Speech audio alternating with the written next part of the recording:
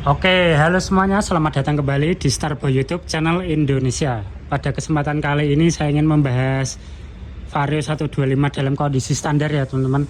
Berapa sih top speed yang pernah saya dapat dan berapa sih konsumsi BBM-nya. Itu yang jadi topik pembahasan kita pada video kali ini ya teman-teman. Mungkin ini menjadi video terakhir saya di Honda Vario 125 kondisi standar nih teman-teman. Karena sebentar lagi kedepannya akan saya modif tipis-tipis jadi Ramadan race, konsep Ramadan teman-teman. Apalagi sebentar lagi kan bulan puasa ya teman-teman, mungkin lagi rame nih konsep-konsep Ramadan. Dan sebenarnya selain itu saya juga lama-lama gemes nih teman-teman. Kondisi Honda Vario 125 standar itu menurut saya pribadi beneran ngantuk ya teman-teman. Digas juga larinya berat, diajak agresif lelet ya, itulah mungkin teman-teman yang punya Vario 125 model baru ya, karena yang Vario KZR Super Old itu menurut saya tarikannya lebih enteng teman-teman, lebih cepat naiknya, lebih enak dan sama kok iritnya teman-teman dengan ini, nggak ada beda jauh. Oke, kita bahas dulu ya teman-teman alasan saya kenapa sih kedepannya saya akan upgrade performa. Saya juga heran ya teman-teman, mesin Honda Vario yang kali ini yang isunya bukan isu ya teman-teman, faktanya dengan head model plastik itu seperti tenaganya seperti turun teman-teman yang saya rasakan ya. Padahal di spek sheet di lembar spesifikasi Honda Vario 125 sendiri itu tidak ada penurunan tenaga maupun torsi ya teman-teman. Tapi asumsi saya, menurut saya pribadi ya, mungkin itu karena standarisasi Euro 3 nih, apa Euro 4 ya yang Honda Vario ini ya. Jadi seperti ditambah katalis converter menjadi tenaganya sedikit lebih mampet, tapi emisi gas buangnya lebih bersih. Settingan atau mapping ulang ecu nih dari Hondanya sendiri yang membuat Honda Vario ini sekarang sudah lulus Euro 3 atau Euro 4 ya, karena yang Euro 5 kan belum diberlakukan ya, baru ada di Yamaha R25 aja tuh yang Euro 5 ya teman-teman. Kalau yang Honda ini sepertinya belum, karena menurut saya dengan material turun tadi ya teman-teman di blockhead overhead yang model plastik, menurut saya ya itu sedikit banyak akan ada penurunan tenaga nih teman-teman.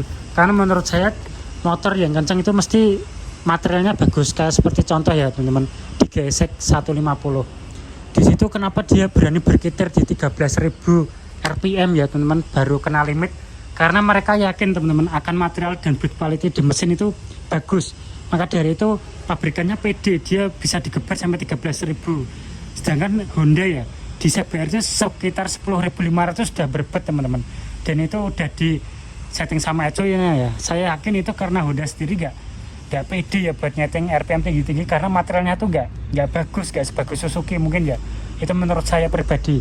Maka dari itu saya yakin ada alasan ya teman-teman kenapa Honda Vario sekarang pakai head cover model plastik. Saya yakin ada sedikit penurunan tenaga itu, saya yakin ya, materialnya karena berkurang atau lebih tipis, jadi digeber pun nggak terlalu mantap kan. Untuk performa mesinnya sendiri sebenarnya halus teman-teman, saya nggak ada komplain dengan vibrasi, dengan rasa berkendaranya halus, smooth, enak teman-teman. Tapi ya itu lemot teman-teman, belet, diajak agresif dibetot dalam tuh nggak mau lari, langsung nyus, langsung bet gitu loh teman-teman. Agak lelet, agak naiknya tuh pelan gitu ya teman-teman, entah karena keberatan roller atau emang mesinnya nggak senampol dulu. Padahal yang sekarang tuh rollernya lebih ringan teman-teman, di angka 15 gram ketimbang Vario 125 KZR Super Old itu ya, menurut saya, bukan menurut saya ya, itu infonya ada di atas 15 gram teman-teman. Saya lupa ya, sekitar 16 atau 17 ya.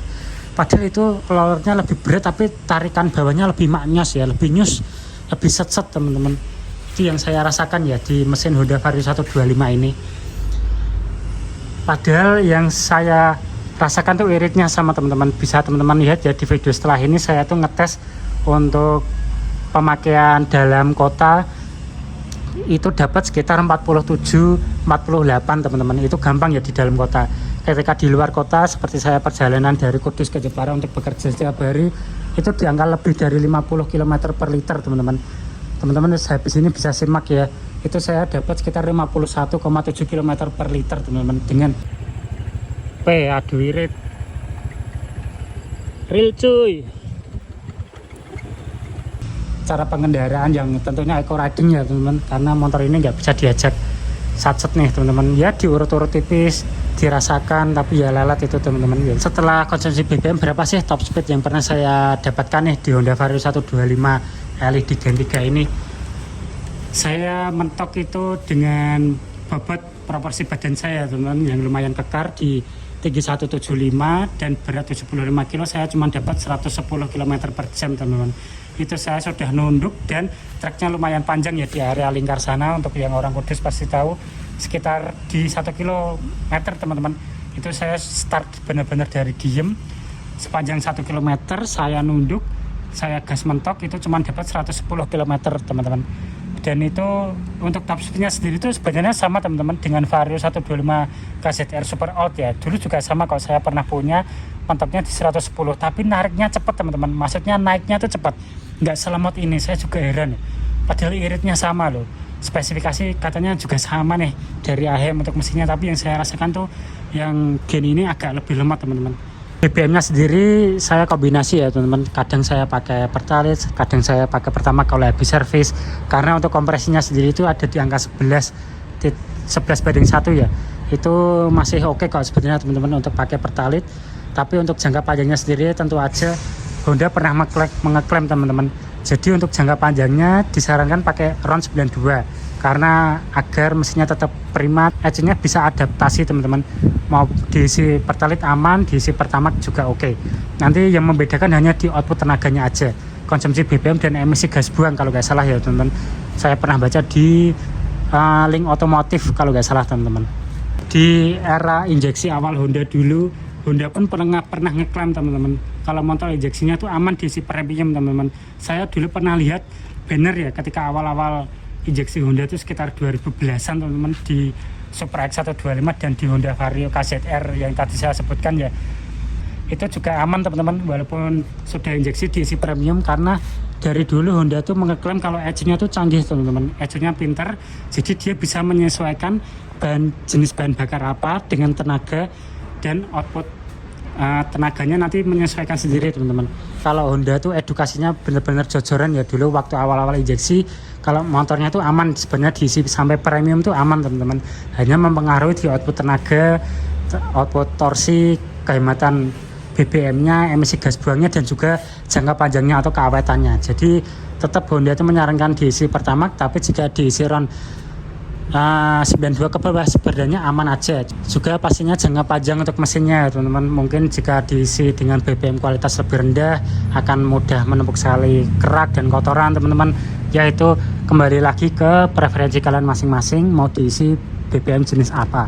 Performa mesinnya sendiri menurut saya untuk harian ya teman-teman, untuk di dalam kota sendiri sebenarnya cukup teman-teman. Untuk stop and go ya yang penting gasnya diurut aja, karena ini output atau grafik tenaganya sendiri menurut saya tuh linear dari bawah ke atas, naiknya tuh pelan standar gitu ya teman-teman.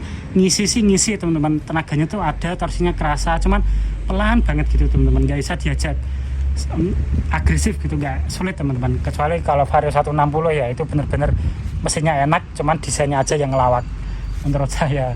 Mungkin kedepannya akan saya upgrade ya teman-teman, terutama pada bagian performanya. Pantengin terus YouTube channel saya, Starboy YouTube channel Indonesia, karena kedepannya saya akan modif tipis-tipis Honda Vario ini. Kedepannya akan saya upgrade dari CVT, intake sampai exhaustnya. Dan tadi udah kesepil tipis-tipis ya teman-teman, sebenarnya saya sudah main kirian, main intake atau filter dan exhaust di knalpot. Nanti akan saya buatkan video yang terpisah. Kali ini kita fokus dulu ke pembahasan Honda Vario 125 LED Gen 3 ini standar. Berapa sih top speed yang saya dapat dan berapa konsumsi BBM-nya. Silahkan kembalikan ke preferensi kalian masing-masing dan kebutuhan kalian masing-masing. Di sini saya hanya sharing aja. Silahkan sampaikan pendapat kalian di komentar di bawah, dan bantu lagi ya teman-teman jika kalian menyukai konsep video seperti ini. Jangan lupa untuk subscribe untuk membantu channel saya ini yang sedang berkembang, dan juga follow juga TikTok saya ya teman-teman di Starboy. Oke, mungkin sekian gitu aja video kali ini. Terima kasih sudah menonton teman-teman.